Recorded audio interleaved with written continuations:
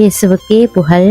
இயேசுவில் பிரியமானவர்களே, இன்று நம் ஆண்டவர் ஏசாயா 41 அதிகாரம் 17 வசனத்தினூடாக இவ்வாறு நம்மோடு பேசுகின்றார். இஸ்ரவேலின் கடவுளாகிய நான் அவர்களை கைவிட மாட்டேன்.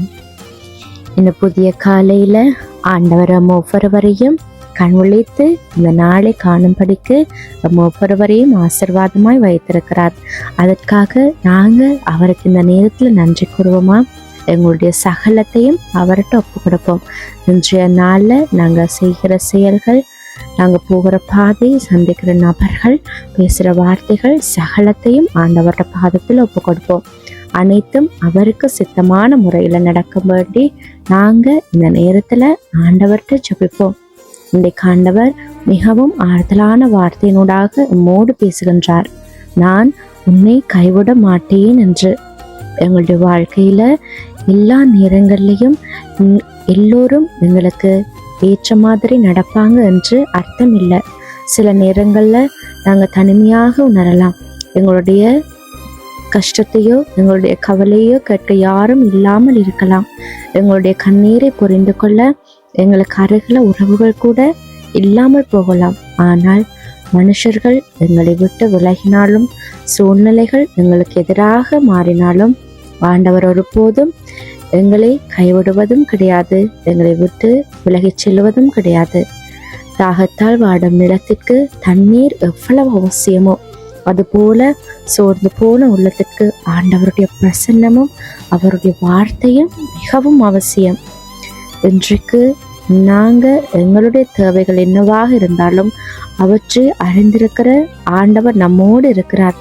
நமக்கு முன்பாக இருக்கும் பாதை தெளிவாக தெரியாமல் இருக்கலாம், ஆனால் அந்த பாதையில் நம்மை நடத்துகிறவர் தெளிவாக இருக்கிறார். இந்த வார்த்தையை நாங்கள் எங்களுடைய மனதுக்குள்ள வச்சு கொண்டு இந்த காலை என்ன ஆகும் என்ற பயத்தோடு இந்த நாளை தொடங்காம, என்ன வந்தாலும் எல்லாத்தையும் அறிந்து புரிந்து வைத்திருக்கிற ஆண்டவர் நம்மோடு இருக்கிறார் என்ற விசுவாசத்தோடு நாங்கள் இந்த நாளில் பயணிப்போம். உங்களோட மனதில் ஒரு சுமை இருந்தா அதை ஆண்டவர்கிட்ட ஒப்பு கொடுங்க. உங்களோட குடும்பத்திற்காக கவலைப்பட்டா அவர்களையும் ஆண்டவருடைய கரங்களில் வையுங்க. எதிர்காலம் குறித்து பயந்தா நாளைய குறித்து கவலைப்படுவதற்கு பதிலாக இன்று நாளை ஆண்டவருடைய கரத்தில் ஒப்பு கொடுங்க. ஆண்டவர் நம்மை கைவிட மாட்டார் என்றது வெறும் ஆறுதல் வார்த்தை அல்லாது நம் பயணத்திற்கான நம்பிக்கை. அதனால இந்த புதிய காலையை நன்றியோடு நாங்கள் தொடங்குவோம். இன்று என்ன நடந்தாலும் ஆண்டவர் என்னோடு இருக்கிறார். நான் தனியாக இல்லை. என் கண்ணீரை அவர் காண்கிறார். எனது சுபத்தை அவர் கேட்கிறார். எனது பாதையை அவர் அறிகிறார். அவர் என்னை கைவிட மாட்டார் என்ற வாக்குறுதியை மட்டும் நீங்க உறுதியாக பற்றி பிடித்து கொள்ளுங்க. நிச்சயமாக ஆண்டவர் உங்களை அவருடைய பாதையில வழிநடத்துவார். ஆசீர்வாதமான பிள்ளையாக நீங்க விளங்குவீங்க.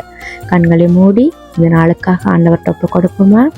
அப்பா தகப்பனே, இந்த புதிய நாளுக்காக உமக்கு நன்றி அப்பா. எங்களுடைய மனதில் இருக்கிற பயங்களையும் கவலைகளையும் உங்களோட கரத்தில் ஒப்பு கொடுக்குறோம். இன்றைக்கு நாங்கள் எடுக்கிற ஒவ்வொரு அடியிலும் எங்களோடு இருங்க. நாங்கள் பலவீனப்படும் போது எங்களை பலப்படுத்துங்க. நாங்கள் தடுமாறும் போது எங்களை தாங்குங்க. எந்த சூழ்நிலையிலும் நீங்கள் எங்களை கைவிட மாட்டீங்க என்ற நம்பிக்கையோடு வாழ எங்களை ஒவ்வொருவருக்கும் கிருபை தாங்க. இந்த நாளை உங்களோட கரங்களில் ஒப்பு கொடுக்கிறோம். ஆமேன்.